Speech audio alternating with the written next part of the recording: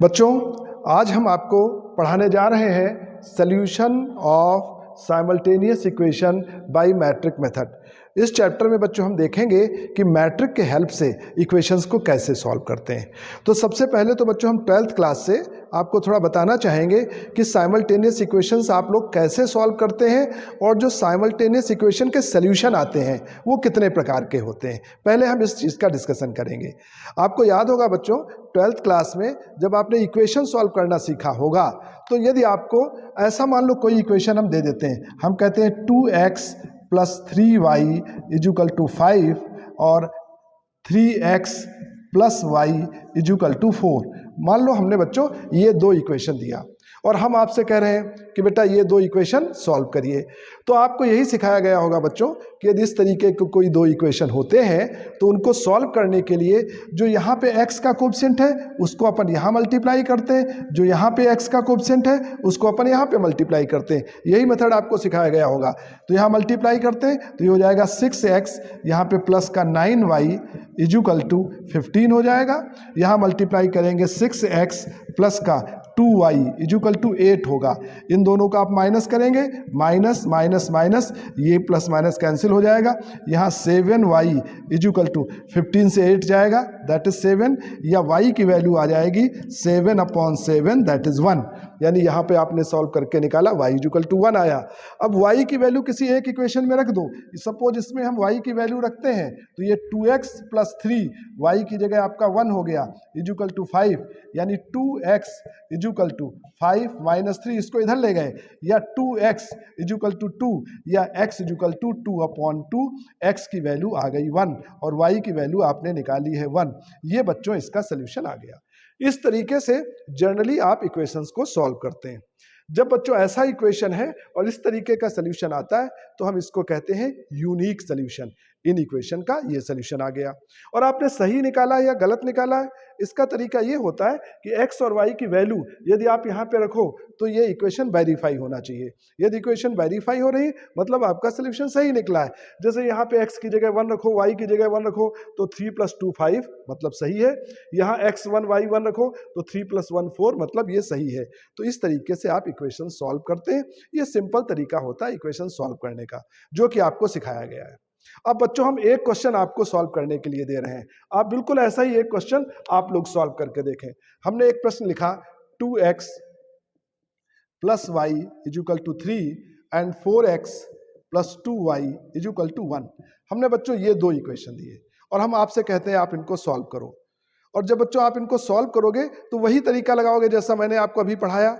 यदि आप वो तरीका लगाते हो, इसका कोएफिशिएंट है 4, इसको 4 से मल्टीप्लाई करते हो, इसका कोएफिशिएंट है 2, इसको 2 से मल्टीप्लाई करते हो, तो सॉल्व करके यहाँ देखेंगे ये आ जाएगा 8x प्लस का 4y = ये 12 हो जाएगा। यहाँ मल्टीप्लाई करेंगे तो 8x प्लस का 4y = ये 2 आ जाएगा।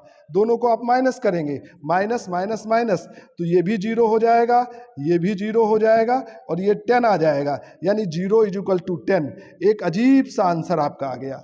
x और y का मान निकालना था, वो तो कहीं आता ही पता नहीं, वो तो सब कैंसिल हो गए और एक बिल्कुल अलग सा एक ऐसा आंसर आ गया जो आपको बड़ा परेशान करेगा, 0 10 के बराबर, यानी बिल्कुल सब ये गड़बड़ है, ऐसा नहीं होता है। अब प्रश्न ये उठता है कि बच्चों यदि हमारे ये वाले इक्वेशन है तो फिर इनका सोल्यूशन क्या होगा। भाई जैसे हमने ये सोल्यूशन निकाला, एक यूनिक सोल्यूशन आ गया, इक्वेशन हमारे सॉल्व हो गए। लेकिन जब हम उसी तरीके से ये वाले इक्वेशन सॉल्व कर रहे हैं तो हम देख रहे हैं यहाँ पर अजीब सा आंसर आ रहा है। मतलब ये है कि ये जो इक्वेशंस हैं बच्चों, इन इक्वेशन को आप नहीं सॉल्व कर सकते हैं। ओके, मतलब अपने दिमाग में अब इस बात को रख लो कि ऐसा जरूरी नहीं है कि जो भी साइमल्टेनियस इक्वेशन दिए जाएं उनका सोल्यूशन होगा। अब हमने आपको बता दिया ऐसे भी इक्वेशन होते हैं जिनका अच्छा सोल्यूशन आ जाता है और ऐसे भी इक्वेशन होते हैं जिनका कि कोई सोल्यूशन नहीं आता है। तो ये जो चैप्टर है इसमें जो सोल्यूशन है उसको बच्चों हम दो पार्ट में डिवाइड करेंगे। एक पार्ट में ऐसे इक्वेशन जिनका सोल्यूशन आता है और एक पार्ट में ऐसे इक्वेशन जिनका सोल्यूशन नहीं आता है। तो बच्चों जिनका सोल्यूशन आता है उनको हम कंसिस्टेंट इक्वेशन कहते हैं और जिनका सोल्यूशन नहीं आता है उनको हम इनकंसिस्टेंट इक्वेशन कहते हैं। और आपको ये जान के ताज्जुब होगा बेटा कि एक और अलग तीसरे टाइप के भी इक्वेशन होते हैं जिनका हम इनफाइनाइट सॉल्यूशंस निकाल सकते हैं। मतलब यदि एक एग्जाम्पल हम इस तरीके का लिखें बच्चों, x plus Y equal to 2 और 2x plus 2y equal to 4, हम ऐसे इक्वेशन आपको दे दें।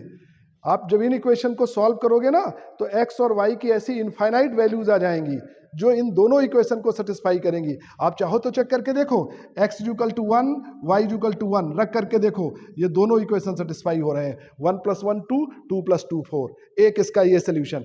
आप ये वाला वैल्यू रख करके देखो, x equal to 0, y equal to 2, इससे भी देखो ये दोनों इक्वेशन सेटिस्फाई हो रहे हैं। x की जगह 0, y की जगह 2 रखो 2 के बराबर, यानी ये भी सोल्यूशन। आप ये रख करके देख लो, x equal to 2, y equal to 0, इससे भी ये इक्वेशन सेटिस्फाई हो रहे हैं। मतलब बच्चों ऐसे हम इनफाइनाइट सोल्यूशन लिख सकते हैं जिनसे ये इक्वेशन सेटिस्फाई होंगी। मतलब ये हमारे ऐसे इक्वेशन हैं जिनके इनफाइनाइट सोल्यूशंस आ रहे हैं। इसका मतलब क्या हुआ बच्चों? इसका मतलब ये हुआ कि जो साइमल्टेनियस इक्वेशन होती हैं उसमें सबसे पहले तो दो केस ऐसे बनते हैं कि एक सोल्यूशन आए तो कंसिस्टेंट और एक सोल्यूशन नहीं आए तो इनकंसिस्टेंट। अब यदि सोल्यूशन आता है तो फिर दो केसेस बनते हैं कि सोल्यूशन यूनिक हो सकता है इस तरीके का, एकमात्र एक अच्छा सा हल आ जाए, और ऐसा भी हो सकता है, ऐसे भी इक्वेशन हो सकते हैं जिनके इनफाइनाइट सोल्यूशंस हो। मतलब अपने दिमाग में अब ये आइडिया बेटा क्लियर कर लो कि जब कभी भी हम साइमल्टेनियस इक्वेशन को सॉल्व करते हैं तो सोल्यूशन हो भी सकता है, मतलब इक्वेशन कंसिस्टेंट, सोल्यूशन नहीं भी हो सकता है, मतलब इनकंसिस्टेंट, और यदि सोल्यूशन होता है तो फिर दो बातें हो जाती हैं कि या तो यूनिक सोल्यूशन हो सकता है या इनफाइनाइट सोल्यूशन हो सकता है। हम इसको एक ग्राफ के फॉर्म में आपको बता देते हैं बेटा। हाँ बच्चों, तो मैं ये कह रहा था कि जो सोल्यूशन होता है, हम सोल्यूशन की बात कर रहे थे, ये सोल्यूशन बेटा दो प्रकार का हो सकता है। ओके, ये सोल्यूशन दो प्रकार का हो सकता है। एक बच्चों ऐसे इक्वेशन होते हैं जिनका सोल्यूशन होता है, हैव सोल्यूशन, हैव सोल्यूशन। ऐसे इक्वेशन जिनका हल होता है, इनको बच्चों कहते हैं ऐसे इक्वेशंस जिनका सोल्यूशन होता है। मतलब अभी अभी जैसा कि मैंने सॉल्व करके बताया था, जिनका सोल्यूशन होता है उनको हम कहेंगे consistent equation, consistent equation, consistent equation मतलब सोल्यूशन है। और बच्चों एक ऐसे इक्वेशन होते हैं जिनका कोई सोल्यूशन नहीं होता है, do not have any solution, do not have any solution, do not have any solution मतलब जिनका कोई हल नहीं होगा। और ऐसे इक्वेशन बच्चों जिनका कोई हल नहीं होता है उनको हम इनकंसिस्टेंट इक्वेशन कहते हैं, इनकंसिस्टेंट, इनकंसिस्टेंट इक्वेशन कहते हैं, जिनका बच्चों कोई सोल्यूशन नहीं होता है। अब बच्चों कोई सोल्यूशन नहीं होता है तो बात ही खत्म, और यदि सोल्यूशन होता है तो फिर बच्चों दो बातें हो जाती हैं। यदि सोल्यूशन होता है तो फिर इसकी दो बातें हो जाती हैं। एक तो ये रहता है कि बढ़िया सा अच्छा सा हल आ जाए, यूनिक सोल्यूशन आ जाए, है ना, एकमात्र एक हल आए, यूनिक सोल्यूशन, है ना। और दूसरा ये होता है कि इनफाइनाइट सोल्यूशन आ जाए, दूसरा ये होता है कि इनफाइनाइट सोल्यूशन आ जाए। एक एग्जांपल से बात क्लियर कर लेते हैं। जैसे मैंने ये इक्वेशन लिखा था 2x plus 3y equal to 5 और आपका 3x plus Y equal to 4, इसको जब हम सॉल्व करते हैं तो x equal to 1, y equal to 1, एक ही सोल्यूशन आता है। ये यूनिक सोल्यूशन का एक एग्जांपल हो गया। ओके, इनफाइनाइट सोल्यूशन हमने सॉल्व किया 2x plus Y equal to 2 और हम यहाँ लिख दें 4x plus 2y equal to 4, इसको जब आप सॉल्व करोगे तो इसके इनफाइनाइट सोल्यूशंस आएंगे। ऐसा हमने इक्वेशन लिखा। और इसी प्रकार से हम ऐसा इक्वेशन लिख दें x plus 2y equal to 3 और 2x plus 4y equal to 10, इसको आप कितनी कोशिश कर लो सॉल्व ही नहीं कर पाओगे। तो ये एक ऐसा इक्वेशन है जिसके हमारे कोई सोल्यूशन नहीं होंगे। तो सोल्यूशन के आधार पर हम ये बताते हैं कि सोल्यूशन हो भी सकता है, नहीं भी हो सकता है। सोल्यूशन है तो कंसिस्टेंट, सोल्यूशन नहीं है तो इनकंसिस्टेंट, और यदि है तो फिर दो केस हैं, यूनिक सोल्यूशन और इनफाइनाइट सोल्यूशन। एक सोल्यूशन आ रहा है केवल बहुत अच्छा सा यूनिक सोल्यूशन, और बहुत सारे सोल्यूशन आ जाए तो इनफाइनाइट सोल्यूशन। अब बच्चों जब इतना सोल्यूशन का बेसिक आइडिया आपके दिमाग में आ गया है, अब हम आपको बताते हैं कि मैट्रिक मेथड से हम कैसे इक्वेशन को सॉल्व करेंगे। अब हम इसकी बात करते हैं बच्चों।